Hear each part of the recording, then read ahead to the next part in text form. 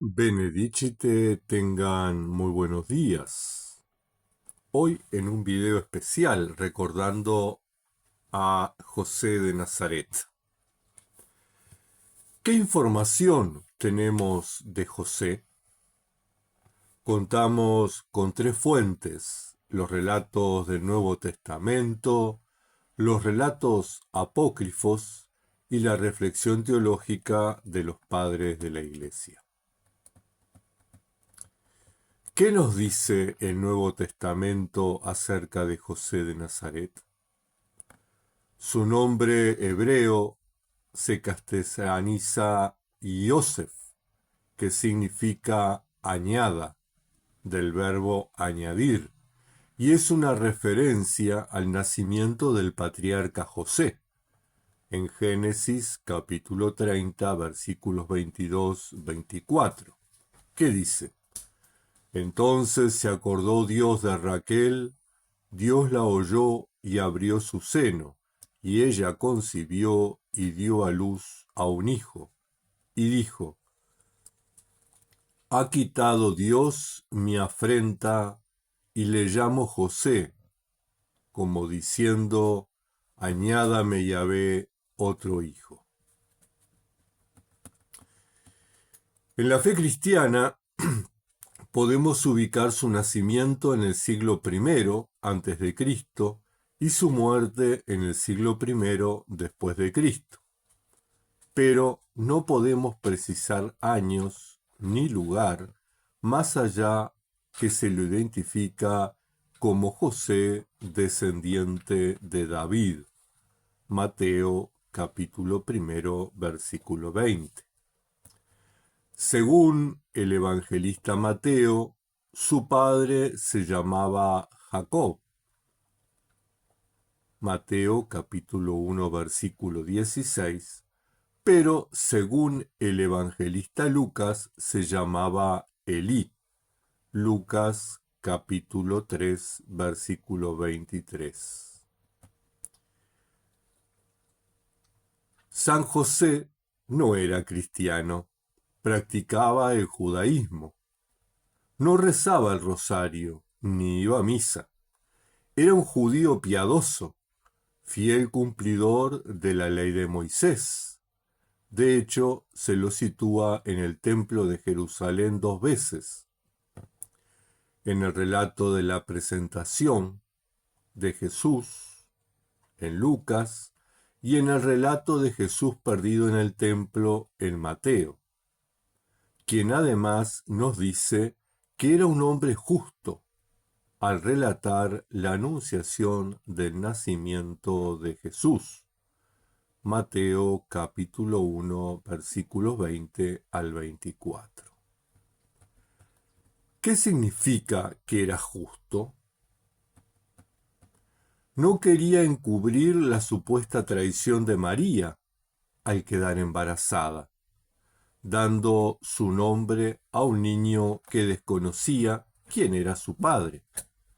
Pero creía a María y no quería someterla a lo que disponía la ley de Moisés en Deuteronomio capítulo 22, versículo 20 al 21, que dice: Mas si resultare ser verdad que no se halló virginidad en la joven, entonces la sacarán a la puerta de la casa de su padre y la apedrearán los hombres de la ciudad, y morirá, por cuanto hizo vileza en Israel, fornicando en casa de su padre.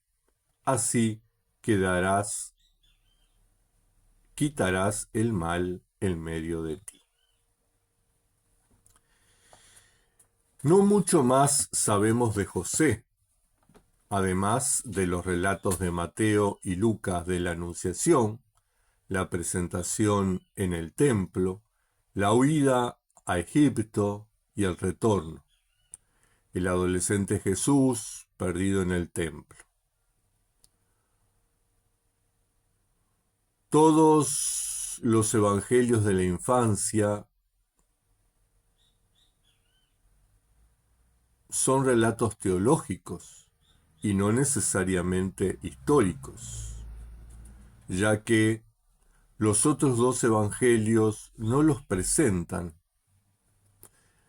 Se hace una cuarta mención más a José de Nazaret, una en Mateo, una en Lucas y dos en Juan, pero siempre en referencia a Jesús como su hijo, sin aportar otro dato. En relación a su oficio, debemos hacer una corrección. El documento griego del Evangelio de Mateo dice que José de Nazaret era téctodos, que se trata de un vocablo que podemos traducir por albañil y no por carpintero.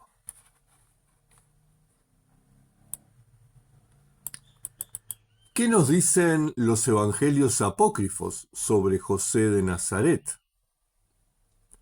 El Evangelio de Santiago, un escrito apócrifo del año 150 aproximadamente, centrado en relatar la infancia de Jesús, afirma que José era viudo, con hijos, y que tiempo después tomó a María como su esposa para custodiar su virginidad. La historia de José el carpintero, otro apócrifo del siglo VI, escrito 500 años después de los hechos, se presenta como la biografía de José dictada por Jesús, donde se narra que José vivió célibe durante 40 años, luego se casó con su primera esposa, que desconocemos su nombre, con la que tuvo 6 hijos, 4 varones y 2 mujeres. Judas, Justo, Santiago y Simón, los varones, Asia y Lidia, las mujeres. Estuvo 49 años casado con la primera esposa, de la que enviudó, y un año después se casó con María, ella virgen perpetua. Interesante la insistencia en el celibato de José y en la virginidad de María. Lástima que es del siglo VI y no del siglo I este relato, donde el cristianismo ya había incorporado la vida ascética, la vida monástica, las comunidades de vírgenes, etc. Continúa diciendo la historia de José el carpintero que a los 111 años de edad José enfermó y murió, asistido por Jesús, quien le aseguró el perdón de los pecados y la entrada al paraíso. Otro escrito apócrifo nos proporciona el nombre de la primera esposa y otros datos, pero siempre escritos muy tardíos. El Evangelio latino del pseudo Mateo, escrito en el siglo IV, y el Evangelio de la Natividad de la Virgen María, escrito en el siglo IX. En fin, que es toda información muy dudosa. ¿Y qué nos aporta la patrística en relación a José de Nazaret? No nos aporta ningún dato histórico, sino más bien reflexión teológica sobre San José en los padres Irineo de León, Efrén el Sirio, Juan Crisóstomo, Jerónimo y Agustín de Hipona. En conclusión, solo tenemos 5 datos certeros. Toda la otra información es cuestionable. Primer dato certero, su nombre, Yosef. Segundo dato certero, la franja de años en que transcurrió su vida, es decir, su época. Tercer dato certero, que era judío y practicaba el judaísmo. Cuarto dato certero, que era albañil. Y quinto dato certero, que era justo.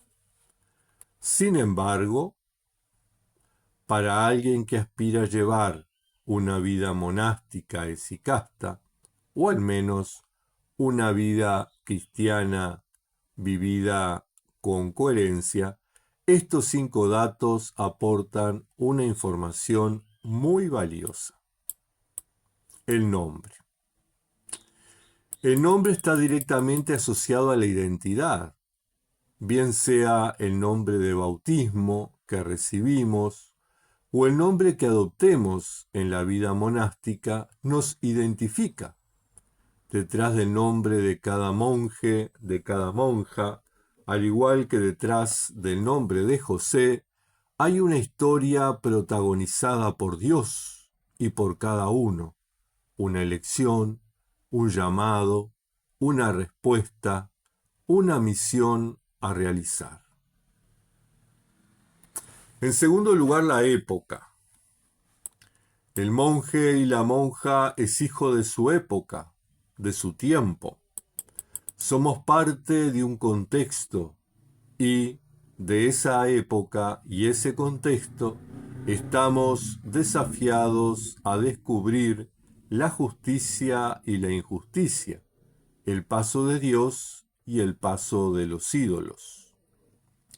Como José, que debió migrar a Egipto, estamos desafiados a desinstalarnos, dejando atrás nuestras seguridades para salvaguardar lo que Dios nos ha confiado. En el caso de José, a un niñito frágil que transformaría la historia de la humanidad. En el caso nuestro, la vocación a la que hemos sido llamados, la realización de nosotros mismos en la historia. La fuga mundi no nos puede hacer ajenos a la injusticia del mundo, al dolor de las personas, al sufrimiento de los pueblos. En el momento que perdamos la empatía y la solidaridad, estaremos transformándonos en resentidos sociales, aislados de la historia de la gente, que es historia de salvación. En tercer lugar, la pertenencia a un grupo y la coherencia de vida en relación a ello. José era judío y practicaba el judaísmo, pero hacía prevalecer la razón y la justicia antes que las enseñanzas y prácticas entregadas por Moisés. No entregó a María para que la apedrearan hasta morir, ella y el feto que llevaba dentro. Incumplió la norma religiosa porque la razón se lo dictó. Nosotros somos cristianos y debemos practicar el cristianismo, pero usando la razón y haciendo prevalecer la justicia. Las enseñanzas y prácticas cristianas que contradicen la razón y la justicia debemos incumplirlas, porque el Evangelio de Jesús es mayor. Así como Moisés, que era la autoridad en el judaísmo, no pudo obligar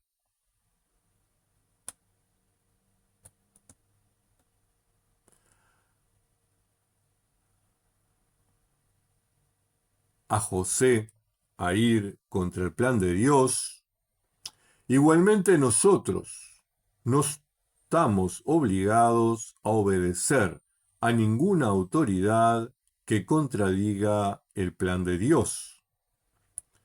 Los cristianos tenemos que ser coherentes con el Evangelio, y debemos fidelidad a él, no a la iglesia tal o cual, no a la autoridad tal o cual. El trabajo. José era albañil. Trabajaba para asegurar el sustento de su familia. El trabajo es una realidad ineludible para los cristianos y especialmente para las monjas y los monjes. Los apotegmas de los padres del desierto dan razón de ello.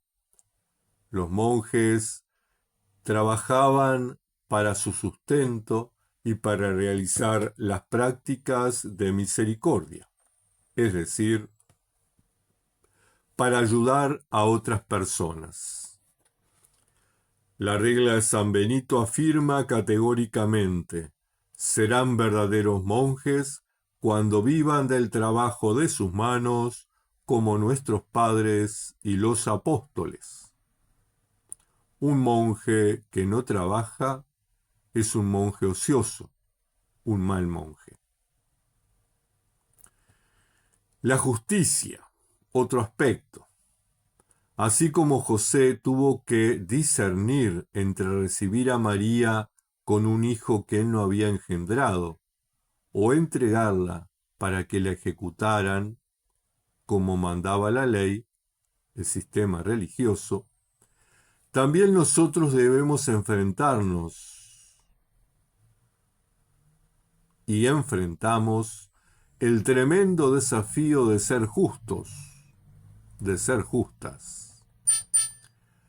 Para ello es necesario el discernimiento, entrenarnos en el discernimiento. No es suficiente decir en la Biblia está escrito. Contra esta afirmación escrita en la Torá tuvo que luchar José.